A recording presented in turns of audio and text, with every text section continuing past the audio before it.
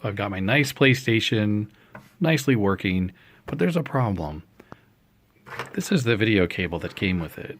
It's just the really cheap included composite video one. Oh, sorry, I have a little adapter on there. The picture quality is pretty terrible from this cable. So I wanted to get something better, and I was looking online, and you know, you can buy the cables like an S-video cable or component cable for not much. But doing a little research, I found that this PlayStation 1 actually has no component video output. Now, it does seem that PlayStation 1, 2, and 3 all use the same connector. This one here. So looking online, you do see a plethora of cables, and they're not super expensive. But for something that, like, I got this for free, I didn't want to spend money on cables. It's not to mention, I wanted to get RGB on there because I have my Sony monitor, which can accept RGB. So doing a little research, it seems that if you find the component cable from the later PlayStations, you plug into this, you're actually getting RGB on the 3 cables. So all of the signals you need are contained on the output connector on all the PlayStations. And I thought, well, maybe I can just use this wire and open up the connector here and find the RGB signals and the other signals I want and, you know, run them outside of here. But on closer inspection here, that wasn't going to be possible. Sony cheaped out and literally only had the contacts necessary for the component signal. So I wasn't going to get away with using this wire. Of course, another possibility is I could have just opened up the PlayStation and soldered directly onto here, but I wanted to get a cable I could use on multiple PlayStations. Say this one broke and I got another one. I didn't want to have permanent modifications to the PlayStation.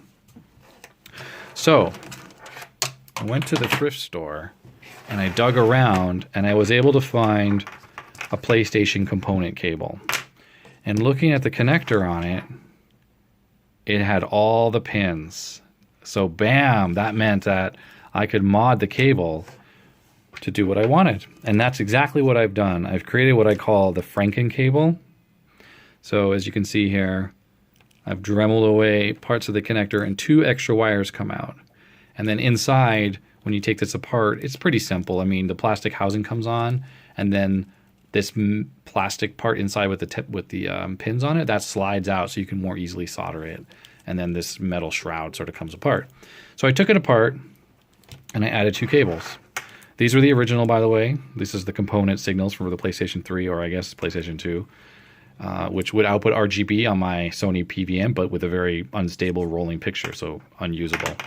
And there's audio as well. So the 2 wires, what I did is I found an S-video cable. I had a long one, and I cut the end off, and I soldered those wires on.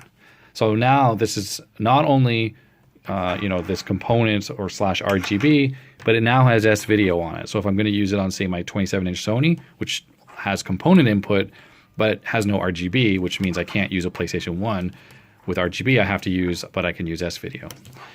And then the other wire, what that one is of course the composite video. So all of the pins in here are now soldered onto, except one, which is a 5-volt signal, which is obviously not necessary for anything here. So now if you plug this straight into just an old school TV, you will get a composite picture. But let's see how this works on my PVM. I'll give you an example. All right, so the Frankenstein cable is connected to the PlayStation right now. And if we follow it along here to the PVM, we have Mega Man 8 running right now. And yes, in RGB, it looks freaking fantastic. So if we look over here, this is the composite video hooked up to the monitor. And if I unplug this, that's what happens if you hook the RGB up with just the component cable. You really absolutely need this cable. See, we just pop it in there.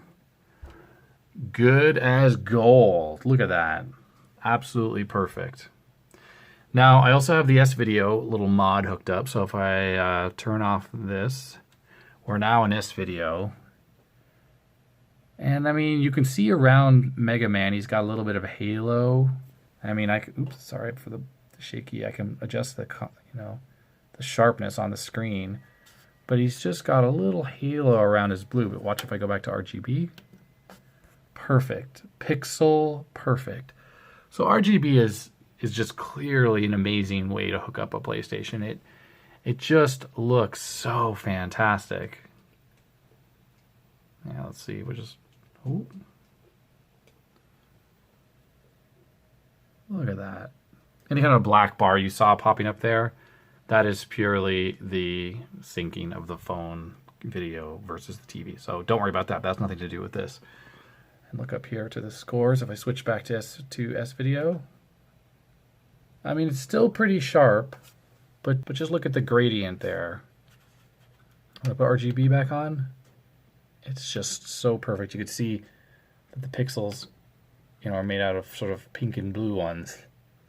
Down here, there's green and there's yellow, and on this video, it's just not as sharp. But if you don't have RGB and you're using a PlayStation 1, S-Video's, you know, a pretty good way to hook it up. So with the Franken cable, you got all three. We got S-Video, we got RGB, and we got composite. Anyhow, let's talk about how I made this cable. So if you just Google for Sony PlayStation AV socket pinouts, on Google Images, you'll get a whole bunch of pictures and stuff. But look for one like this that will show you exactly all the different pins. And, you know, when you take apart the connector of the component cable, you know which side is the audio because you see a ground audio, and you can just tell the way the pins are hooked up that there's two grounds mixed in there versus the green, red, a pin that's not hooked up, and then blue, those are all hooked up. So you can tell which side is which. So to get the C sync, you just take the very middle pin and you solder that, you know, extra wire onto that composite cable, which I did. And then since I was in there, that's when I added the S-Video, which is the Luma and the Chroma. And you do have to do a little Googling on the pinouts for an S-Video cable just to see which is the Luma and Chroma pin. But you do a little testing with the multimeter and it comes out pretty easy. But that's it. It's pretty self-explanatory. You just open the connector, take it apart, and just look at the pinouts. And then you can solder on any wires you want and make it run in full RGB. All right, here I've hooked up the same Franken cable to PlayStation 2 Slim, a silver one.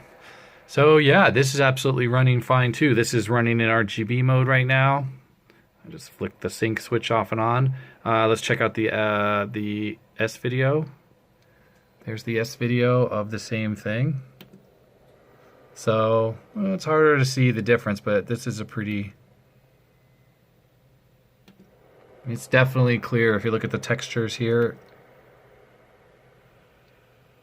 This is S-Video, RGB. I mean, there's a difference. It's a little clearer when it's 2D animation, but this 3D graphics, you know, it definitely looks sharper to my naked eye. So this works, but there's a couple things you can do on this console here. If I can get back here, display. So you go to component video out, and look, you can switch between component and RGB. So let's switch to component. Oh, of course, that's going to look screwed up. And let's see here, component. Okay, so now, okay, so here's an interesting thing.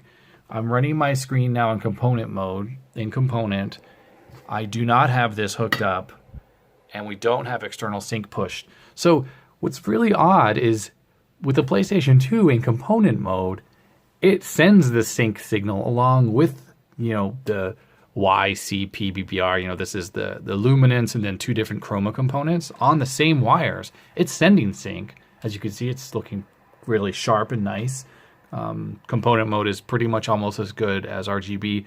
The only problem is you have control over the chroma and the phase, which adjusts like tint and stuff, and you can't do that on RGB. Those are fixed because you're just looking at the raw signal.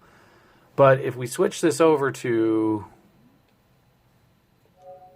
RGB, immediately we lose sync. And even if we go back to the RGB mode, okay, that's S-Video. And I'm trying to think how to do this here. Okay, here we go. I can never remember how to use my screen. Okay, there we go. We're on RGB mode now. And we're going to plug this back in. Okay, and we're going to click external sync. And there we are. So for whatever reason, even the PlayStation 2 on RGB mode does not do sync on green. You have to hook the component cable up, or the composite cable up. So my Franken cable is actually good for RGB on both PS1 and PS2 in North America. And it's very strange because this when I switch to component, the color rendition of what we were looking at here, this blue is much more blue, and this has a much lighter shade to it. So I'm not sure which is the correct way it should look. We switch to S video here. There's S video. There's RGB. S video. This video just seems a bit darker. Also shifts the picture slightly. Anyhow, so there you are. The Franken cable. Basically, if you can make it yourself, find one in Goodwill, and don't spend a bunch of money. You can get S video, and you can get RGB out of PS1 or PS2 very easily. Hey, if you found any of this helpful, give me a thumbs up. Thanks for watching. Bye.